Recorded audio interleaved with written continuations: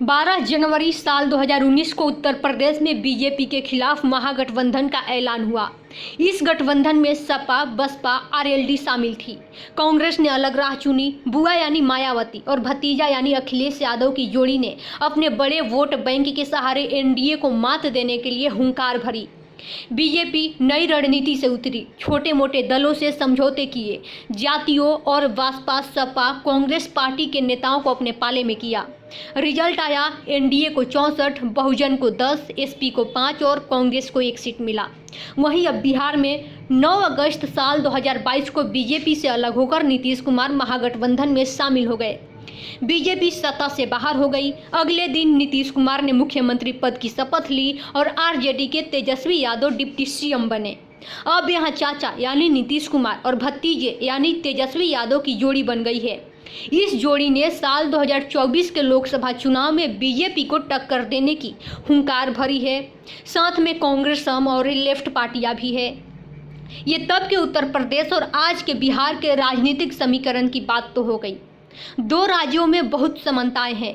पहला, हर जाति का नेता होना, बाहुबल और क्षेत्रीय पार्टियों का बोलबाला। भाजपा के सामने चुनौती उत्तर प्रदेश की तरह ही है, लेकिन सपोर्ट उत्तर प्रदेश की तरह नहीं है।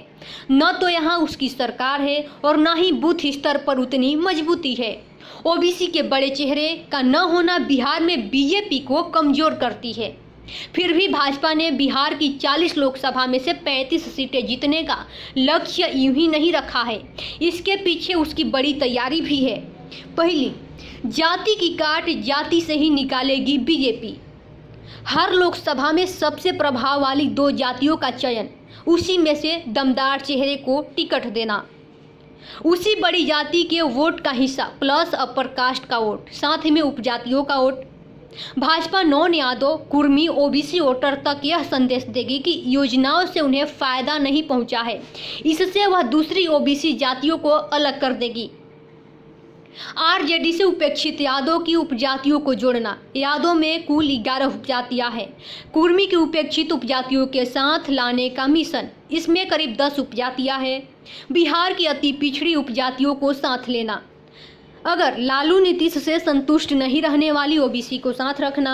वहीं अब उत्तर प्रदेश के उदाहरण से समझिए। बीजेपी ने अखिलेश और मायावती की जोड़ी के बीच से वोट बैंक में बड़ी सिंधमारी योजना पर काम किया। मायावती दलित और अखिलेश ने पिछड़ी जाति की राजनीति की। भाजपा ने इन जातियों की उपजातियों को अपने पाले में लाया और उसी वर्ग से नए चेहरे को सामने किया। ऐसी जाति और वर्ग जिस पर किसी की नज़र नहीं थी, उसके लिए भाजपा ने एक प्लेटफॉर्म तैयार कर दिया। वहीं अब बिहार में प्रमुख पार्टियों के अलावा 16 छोटे छोटे दल भी हैं। इसमें से अधिकतर का जनाधार 2 या 3 जिलों तक ही है। बीजेपी की रणनीति है कि इसमें से 12 से अधिक दलों से समझौते करे, उन्हें एक सीट या फिर उनके प्रमुख नेता को अपने टिकट पर चुनाव लड़ाए।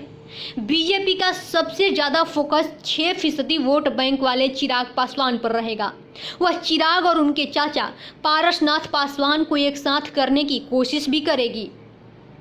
वहीं उत्तर प्रदेश का प्रयोग मॉडल स्तर की पार्टियों से समझते हैं। अब उत्तर प्रदेश में भाजपा की छोटी पार्टियों के साथ लिया। इसके लिए छोटी पार्टियों के बड़े नेताओं को पद दिया गया और उनका चेहरा भी आगे लाई। अनुप्रिया पटेल, ओम प्रकाश राजभर और संजय निषाद के साथ ही ऐसे मॉडल स्तर पर भी छोटी दलों के नेताओं को आगे लाकर लोगों के बीच पेश कर दिया। वहीं राजनीतिक समीक्षक प्रवीण बागी का कहना है कि बिहार की स्थापित राजनीति में भूमिका नहीं होने वाली उपजातियों को चेहरे को सामने लाना होगा। बिहार में देवेंद्र यादव, अरुण कुमार और नागमणि जैसे छोटे दलों के नेताओं पर फोकस कर सकती है। भाजपा, आरजेडी, जेडीयू और कांग्रेस से नाराज नेताओं को अपने पाले में करेगी। यह उपयोग उत्तर प्रदेश में कर चुकी है। आरपी सिंह भी उसके साथ आने वाले हैं। एक मामले में बिहार उत्तर प्रदेश से अलग हो जाता है।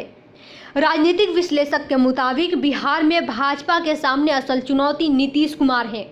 नीतीश कुमार 16% वोट की गारंटी है। कुर्मी समेत दूसरी अति पिछड़ी जातियां उनके साथ बनी रहती है। अति पिछड़ी जातियां उनके साथ हमेशा बनी रहती है। आंकड़े भी यही कहते हैं कि साल 2014 में मोदी लहर में भी वह 16% वोट शेयर था।